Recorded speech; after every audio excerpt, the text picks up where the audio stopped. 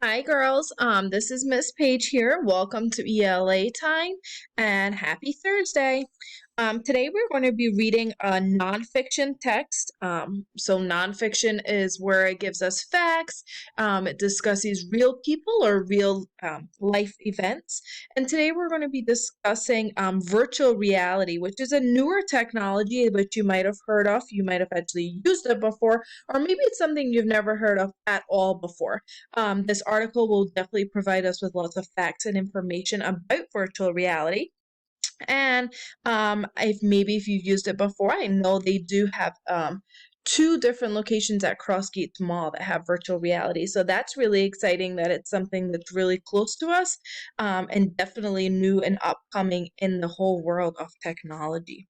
So read along with me. You can either listen or challenge yourself to read out loud as I read. All right, let's get started. Our title up here, Virtual Reality.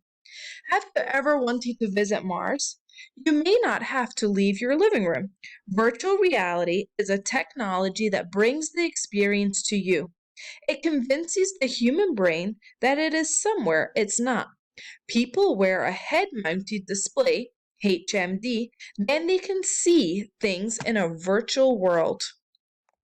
Okay, and here's a photo of a woman wearing a virtual reality headset. If you've worn one before, I'm sure yours looked very similar to that, or if you've not, you can imagine the big machine on your eyes, and you can see a whole new world through that.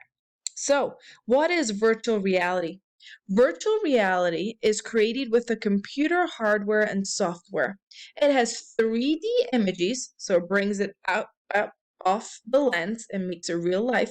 3D images that makes users forget they're in a virtual environment. The user is deeply engaged in this new reality. It can simulate, so it can copy, it can make you feel like you're in real world environments. It can also have new and exciting worlds to explore. So it can make you feel like you're in a real world environment that you've maybe been before, but you can also feel like you're in a whole new world, somewhere you've never been before. Like they just talked about on Mars. None of us have ever been to Mars, but with this virtual reality, you can wear the machine and feel like you're on Mars and feel like you're experiencing that whole world. History of virtual reality. The first major discovery in virtual reality was in 1838. Charles Wheatstone viewed photos side by side through a stereoscope. It used twin mirrors to make a single image. It gave a sense of depth. And this photo here is a man interacting with virtual reality. So not only do you feel like you're in a new world or a world you've seen before, even if you are just sitting in the mall or you're sitting in your house, but you can feel like you're interacting with it and you move your body as if you're actually there experiencing it. Filmmaker Martin Helig developed a Sensorama in 1956. It was an arcade-style machine. It had a stereoscopic display, small generators, and a vibrating chair. The 1990s brought virtual group arcade machines. People would use gaming machines with real-time 3D visuals. This led to today's advances in technology. And this is a boy using the virtual reality technology. Uses of virtual reality. Virtual reality is used in many ways. Companies use it with video games. Commercial pilots use virtual reality technology too. It is used to simulate flights in training programs.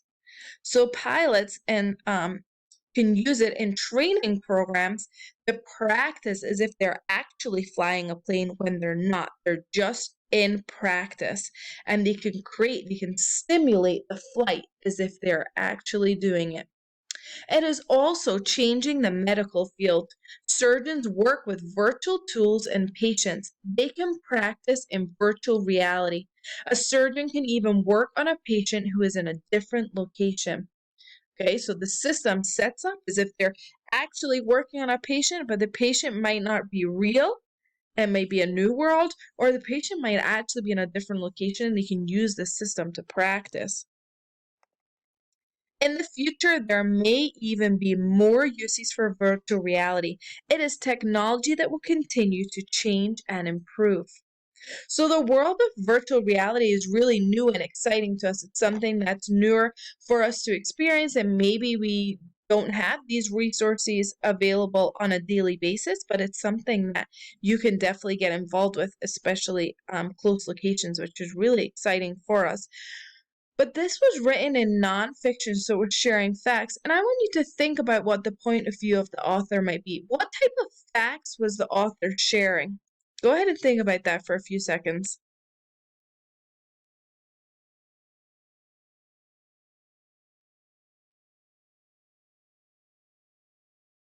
Okay, so I hope you had time to think. The information and the facts that were shared with us shows all the positives of virtual reality.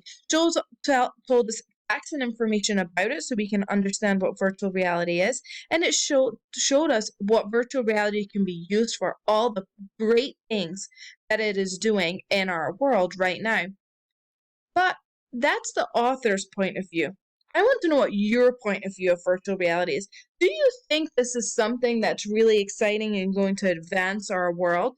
Or do you think it's something that's not necessary? Do you think you should see things with your own eyes on a daily basis? Or do you think you should be able to use this technology that can transform you into a virtual world? What do you think? I would love to hear your responses. So go ahead and write those down on a sheet of paper. Tell me what you think of virtual reality. Is it something that's helping our world or something that you don't think is really necessary for us? Once you have done that, you can either take a picture of it and send it to your teacher on Class Dojo, or you can keep it. And when we all get back to school together, you can bring all these writing pieces back in and share with us. All right. Once you've done your writing piece, don't forget to log into News ELA.